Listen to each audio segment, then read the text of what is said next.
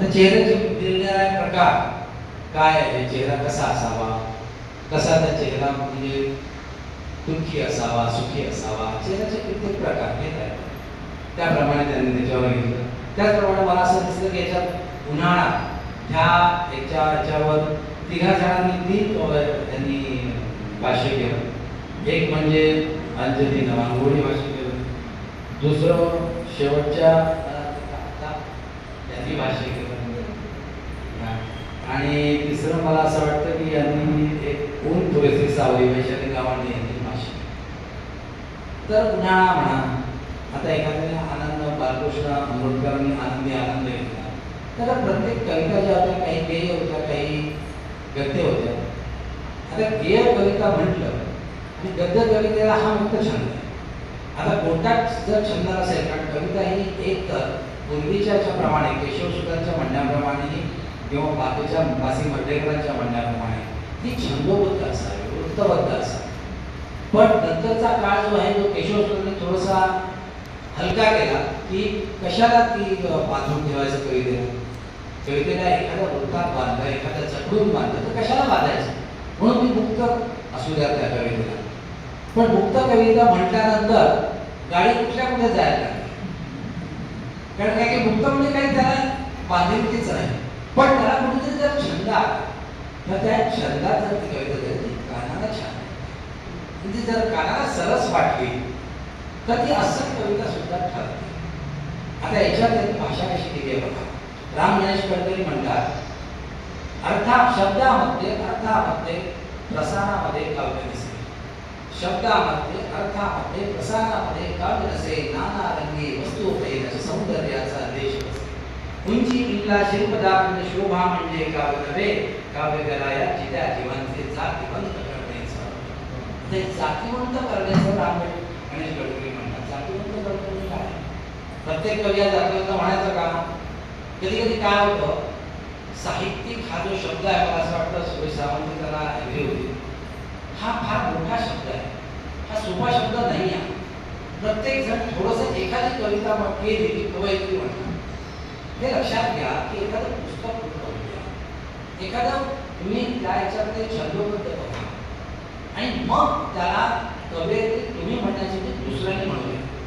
साहित्यिक हा शब्द जेव्हा आपण म्हणतो, साहित्यिक असते त्या साहित्याच्या मागे खूप तपश्चर्या असते, पण सोपं नाही हा शब्द म्हणायला.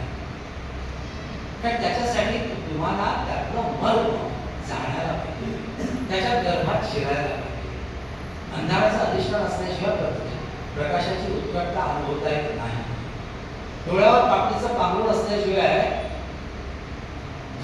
आपलं पापणीचं पांघरूण असल्याशिवाय सुख भोगता येत नाही. असुरक्षिततेमुळे ठेच लागल्याशिवाय सुरक्षिततेचं महत्त्व कळत नाही. त्याचप्रमाणे जेव्हा एखादी कविता करायची असते तेव्हा त्या समाजाच्या गर्भात जाऊन समाजाचं मर्म जाणून ते आपल्या अंतःकरणातून मांडल्याशिवाय आशयघन कविता होत नाही. जर आशयघन लक्षात ठेवा, एक अभिव्यक्ती आणि एक आशय. आशय संपन्नाला जर अभिव्यक्ती जोडल्या गेली तर त्याचं सामर्थ्य अजून वाढतं. हे सामर्थ्य जर कवितेचं वाढवायचं असेल तर कविता सतत करून त्यामध्ये कुठेतरी एखादी कविता, आता बाळकृष्ण यांनी आंबेडकरांना गेय म्हणजे मी तुम्हाला म्हणून म्हणत नाही, पण ते मीटरमध्ये पाहिजे होते.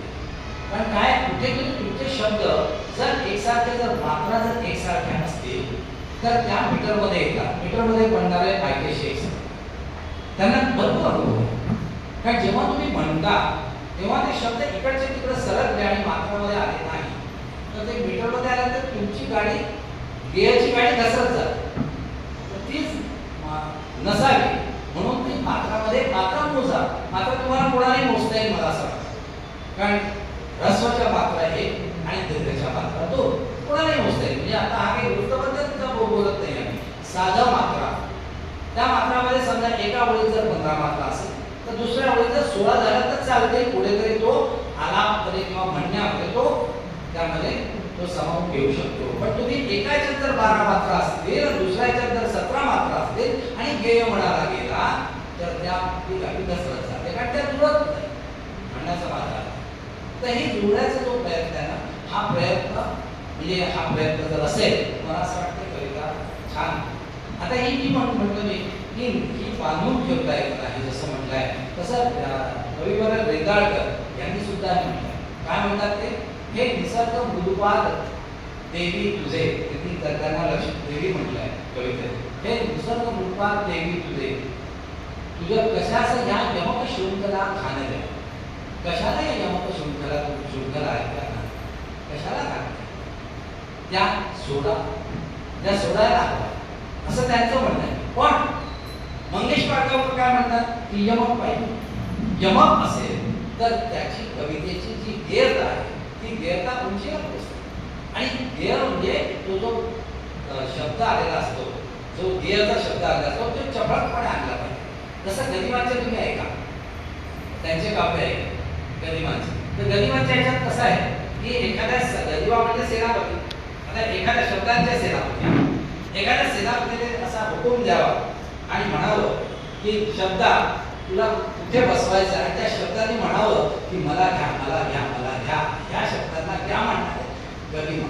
त्या शब्दांना असं वाटत होतं गदिमाने आपल्याला तिथं द्यावं, तिथे बसवावं आणि ते काढावं. तर ही गदिमाची गाडी आहे, त्यामध्ये सुंदर सुंदर गाणी आहे. तर तुम्हाला त्याच्यात ध्येय आहे. मला असं वाटतं यमकाच्या बाबतीत जर असेल, भय नसते कवितेला जेव्हा यमक नाचतो, भय नसते कवितेला जेव्हा यमक नाचतो, लय असते कवितेला जेव्हा यमक उडतो. नचे यमक देते अभाव मधुरतेचा, हे यमक ठाव हृदयात